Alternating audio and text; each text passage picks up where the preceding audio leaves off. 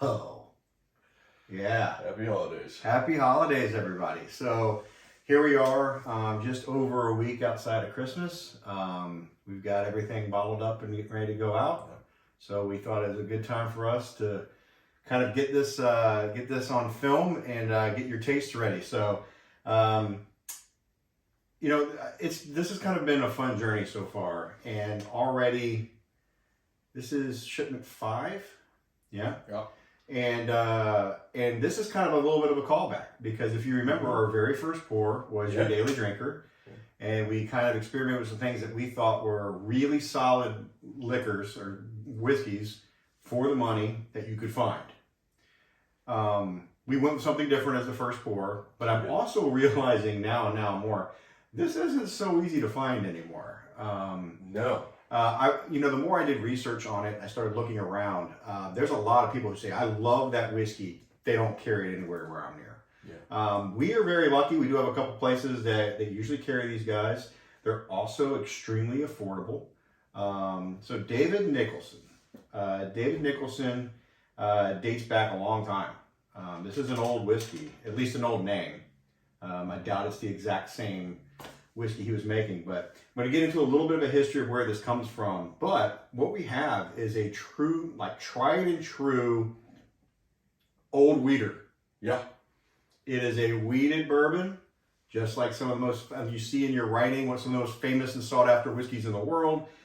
Straight wheated bourbon at 100 proof, not bottled month, just happens to be 100 proof. Whiskey out of now Tennessee. Luxco owns the name and the brand now. But here's the cool thing about this whiskey.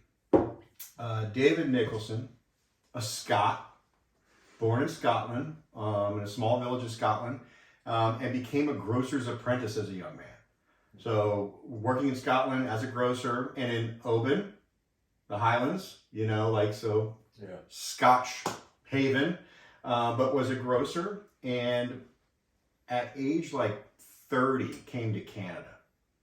And Canada came out, he's 29 years old, didn't have a job, couldn't get a job, became a carpenter and a woodworker. He was very skilled. He really got good quick, did some really awesome stuff as a young carpenter in churches and stuff that's still standing, so you can go see it. It's kind of cool.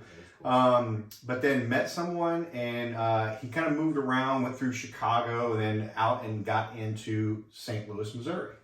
And St. Louis, he's now considered one of the top 100 most influential St. Louisans of all time. But this guy got into the grocery game, and they were importing for the first time, introducing Missourians to imported foods that normally wasn't available in the U.S. And then became a very outspoken Union supporter, early on in a very divided state, a border state in the Civil War. It's just really cool stuff, so this guy starts making whiskey in the back room of a grocery store.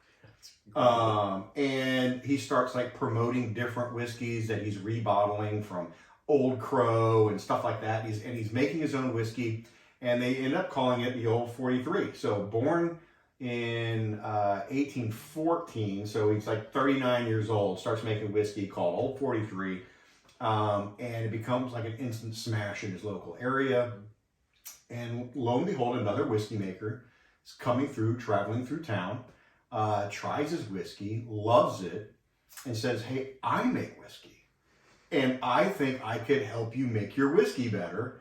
And lo and behold, that person, Julian Van Winkle. Yep. So Pappy Van Winkle starts helping make 1843. And eventually, as David Nicholson grows older and etc., buys the label.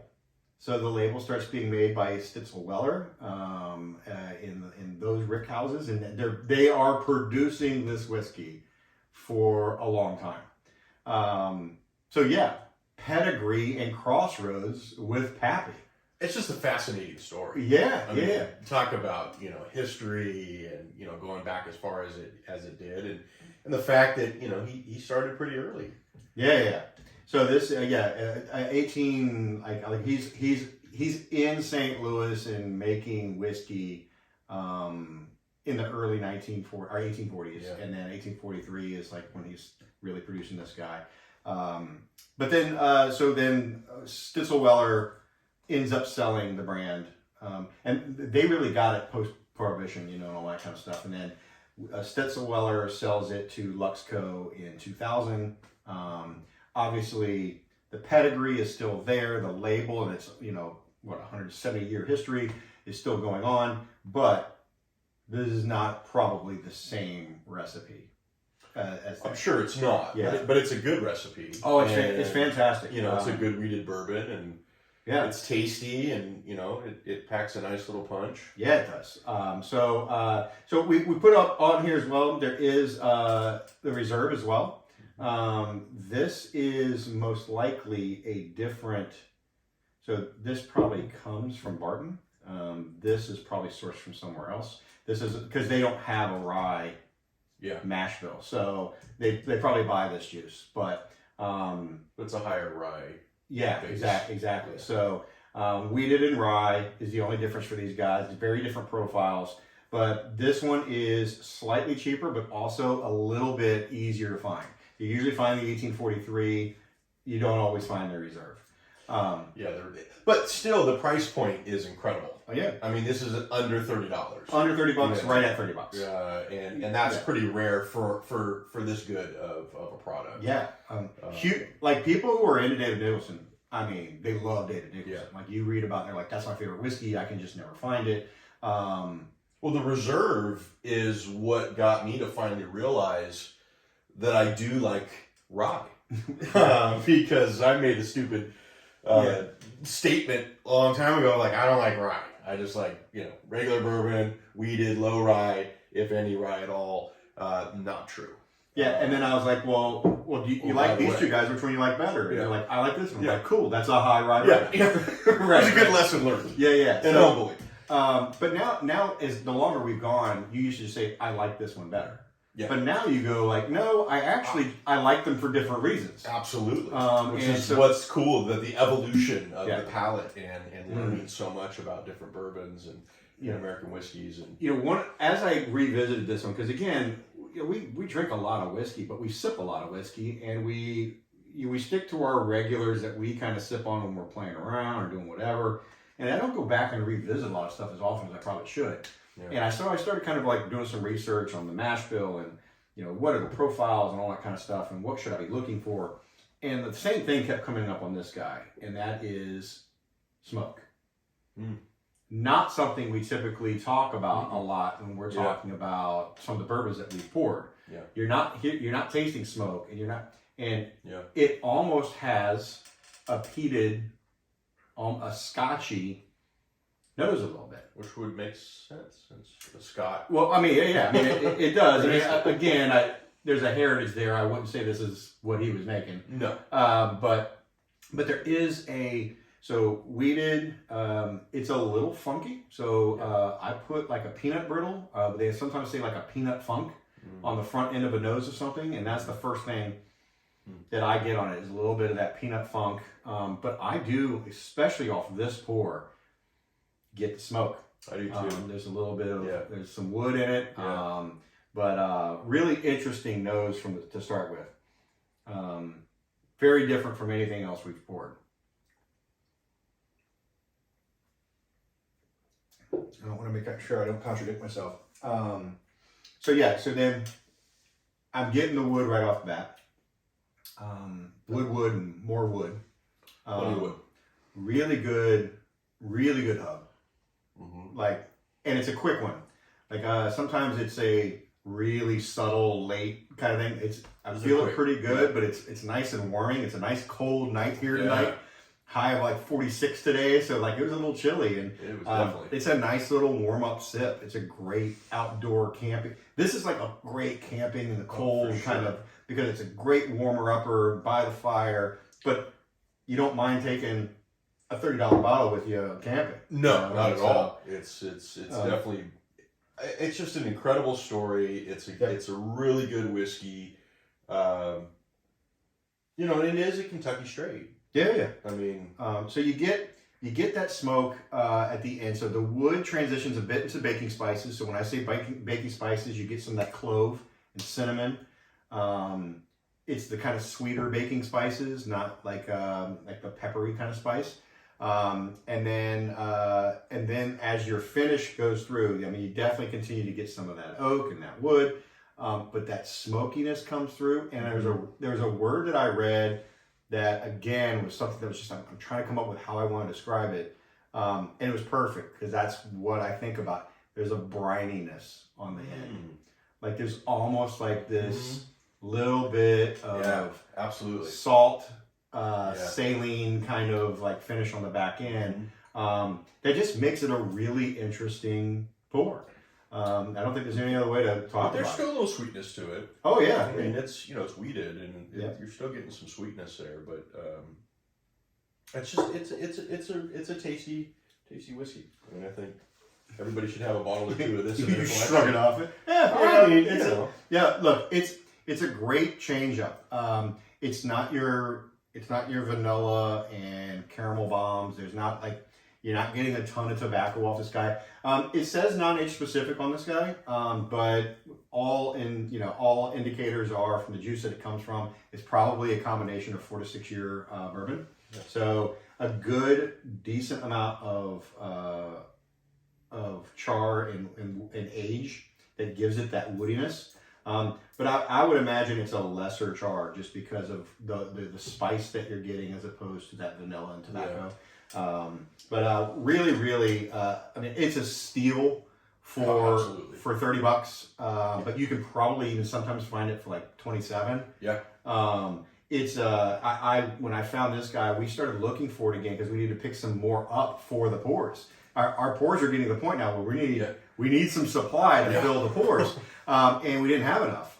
So we had to go find it, and it was challenging. It was. I had to actually go to the David Nicholson website and punch in where they actually sell in this area. Yeah. And it was minimal. But even like, so Total Wine carries it. They do. But nobody had it. So one store had like 4 bottles, and I went and snagged them. And so we got enough to pour, and the reserve is even harder to find. Yeah. This one's harder to find. So, if you're out and about and you're out whiskey hunting and you come across either of these bottles or both of these bottles, the recommendation is to just pick it up. Yeah. It's too cheap of a price point not to do it. Yep. And you're not going to regret it. And it's kind of a cool bottle to have in your collection because I just don't see this in the a lot of mainstream. You got a Pappy story in a bottle. Well, yeah, exactly. I mean, you want to impress somebody. You pour it over. You go like, "Hey, this is a cool weeded bourbon that has a crossing with Pappy Van Winkle." Yeah. I do think that you're going to see an influx of this hitting the stores soon because they just launched a new bottle. So the bottles have this same kind of shape. It's just fancied up a little. Which tells me that they're rebranding a little bit, they're updating, and I think you'll start to see some shipments kind of getting out there a little bit because they're kind of making it a little bit of more of a premium look. I'm a David Nicholson fan. Yeah. So we've drank a lot of bottles. We David Nicholson. We put a few of those away. Yeah. So look, this is a really fun one. I hope that for Christmas you enjoy your brief encounter, your sniff of Pappy Van Winkle.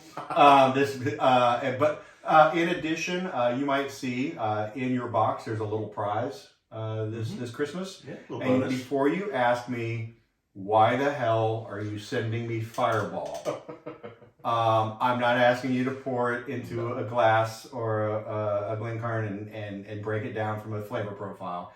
A hint: lots of cinnamon. But there are a ton of really cool holiday cocktails that are out there that require Fireball. Yeah. And you probably don't have a lot of them around. We do. A lot of the packages that we buy requires us to buy some Fireball. So I was like, what can we do?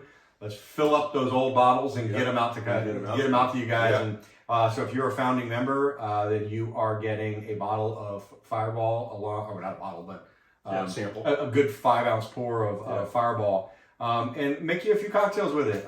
It's fun. It's a flavored whiskey has a place too. Absolutely. Just don't pour it by itself. No. And it's fun to make cocktails especially during the holidays. Oh, yeah. Something unique and fun, and you may end up having folks come over that aren't big whiskey drinkers, and everybody seems to enjoy Fireball. Well, yeah. That aren't Hey, you put it in some rum shot and a little cream, man, and vodka, and all of a sudden you got like cinnamon toast crunch, and it's fantastic. Yes. But even if you put it in hot chocolate, Sure. apple cider, Absolutely. like tons of things like that. So enjoy it. Hope you enjoy it. A cool story about Fireball. This is my one Fireball touch point. Okay. Our best friends. Every Easter we have a massive adult Easter egg hunt at the house, and hidden about the house is slightly larger eggs, often with mini bottles in it. But it became the rule that anytime you got one with a Fireball in it, you had to stop and chug right there before you could grab another egg. And that's our Fireball Easter tradition. My mom loves it. Yeah. So fantastic. She likes some Fireball. There you go. So guys, listen. We hope you have an amazing holiday. Stay safe. Hope you get to see some loved ones and your family. Hope your Thanksgiving was fantastic. I haven't really heard from anybody about the pours from last month, but we'd love to hear that stuff. So comment either on the comments below or on that video, or send us a message on the website, just something that lets us know like what you liked, what you didn't like, because that's something that we're looking for, is to understand Well, and also what you like. Yeah, and if you have suggestions that bottles that you see when you're out and about that you're intrigued by, or that you've heard are good and you're not sure and you don't want to buy it and you want us to buy it and send it to you, then let us know, because this is about all of us going through a journey together to try different whiskeys and experiment a little bit with different things. And so give us some options, and we'll go out there and see what we can find. So perfect, guys. So Merry Christmas, Happy New Year, all that fun stuff. Have a great holiday, and we will talk to you soon. Yeah, we'll see you in January. Yeah. Cheers. Cheers.